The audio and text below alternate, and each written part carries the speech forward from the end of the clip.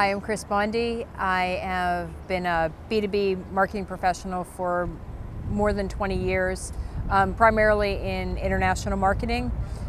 Companies that I have either been an employee of or consulted to are large companies such as Starbucks, small companies starting out that have had great success such as Cast Iron Systems and Mashery, and I'm currently with Mocha 5.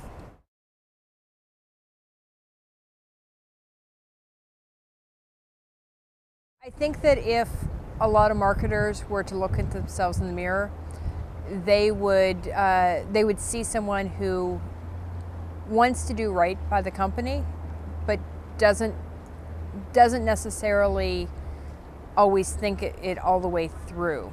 And what I mean by that is they understand they need to bring in leads, or they understand they need to promote the brand, but not, particularly people starting out, don't always operate throughout the company. They tend to operate in a bubble and think that they are handing something off, as opposed to it being part of a flow, and a flow of information both ways. I think the other part that marketing people will tend to see is somebody that does have a lot of creativity, and so there's that potential there to be able to extend it into the business more, and the question of whether they do or not is the big question. A lot of times I'll hear people complain or whine about, frankly, now that we're hitting my hot buttons, about the fact that marketing doesn't have a seat at the table always. You know, when you're looking at the executives or the decisions being made, that marketing, some people will, in some organizations, marketing won't have a seat at the table, and I think marketing has to earn that seat. So it isn't just, it is supporting sales, but it's not supporting sales in the most baseline way. We have an expertise of when it comes to, it's not just putting a lot of leads in the top of the funnel. It's not just formulas.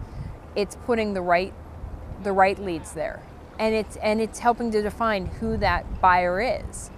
So it's not going with assumptions, it's not going with what's been told, it's not creating call lists for salespeople. It is creating what that strategy is. But to be able to create the right thing, you need to know not where the business is now, you need to know that obviously, but you need to know where it's going. So if the marketing person is bringing in leads based on how we're selling today and not for the products we're going to have 2 quarters from now, and your sales cycle is 3 to 6 months, marketing is already behind. And so they haven't, it doesn't make sense. What you're bringing in doesn't match what I'm selling. Now, if it's a consumer play and it is, you bring them in and you convert them within 2 or 3 weeks, that's a different piece. But if we're talking B2B and it is a 60 to 90 day sale, 3 to 6 month sale, or trying to convert them to a shorter time frame, then you need to know where the business is going. It doesn't, and part of it is a messaging part of that, and part of it is who we're addressing, and the other part of it is not saying something stupid that it's going to bite you down the road, because you've put out pieces that have claimed that we would never do something like this, or we're totally different than this, when actually you're in the process of developing something that's a complementary piece.